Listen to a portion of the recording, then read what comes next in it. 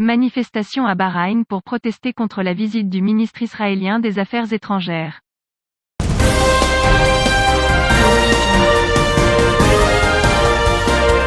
Des manifestations populaires de colère ont éclaté jeudi à Bahreïn, condamnant la normalisation avec Israël, coïncidant avec l'arrivée du ministre des Affaires étrangères de l'entité sioniste Yair Lapid à Manama, lors de la première visite officielle d'un ministre israélien depuis l'annonce de l'accord visant à normaliser les relations entre les deux faits il y a un an.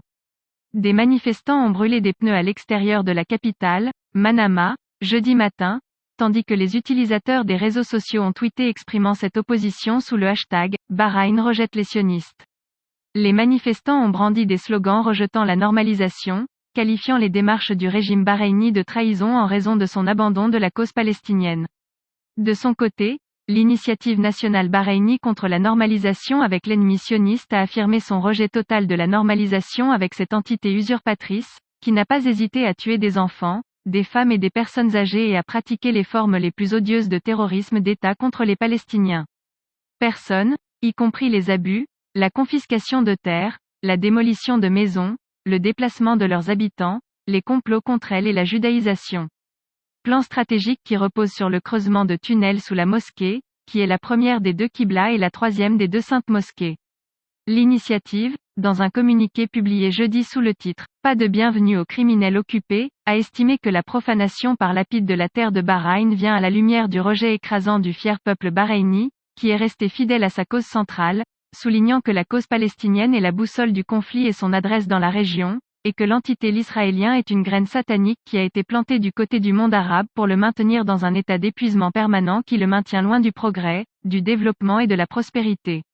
Elle a déclaré, « L'ouverture d'une ambassade pour l'entité sioniste dans notre pays bien-aimé est une profanation de son sol pur et une brèche majeure qui permet à l'occupation de perturber la paix civile et la stabilité sociale et de conspirer contre la sécurité de la société sous toutes ses formes, comme l'incitation à la discorde entre les composantes de la société, comme les expériences de l'ennemi dans les pays dont il était imprégné témoignent de la frappe des sociétés arabes et la désintégration et la discorde entre eux, car c'est l'un des objectifs les plus importants de l'entité à frapper son tissu interne et son unité nationale et à l'éloigner de ses frères des autres pays arabes afin qu'elle puisse distinguer les pays arabes les uns après les autres.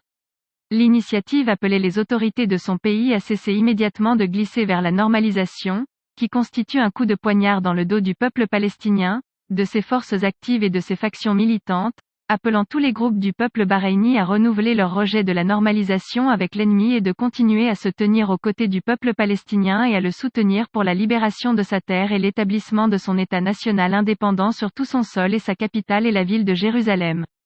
Lapid doit inaugurer le siège de l'ambassade d'Israël dans la capitale, Manama, et s'entretiendra pour renforcer les relations avec Bahreïn. La visite du ministre des Affaires étrangères d'Israël à Manama coïncide avec celle de la compagnie bahreïnite Gulf Air exploitant une ligne maritime vers Tel Aviv, où le premier vol commercial direct entre Bahreïn et Israël a décollé jeudi, et l'avion de Gulf Air a décollé de l'aéroport de Manama 1 heure après l'arrivée du ministre des Affaires étrangères israélien Lapid.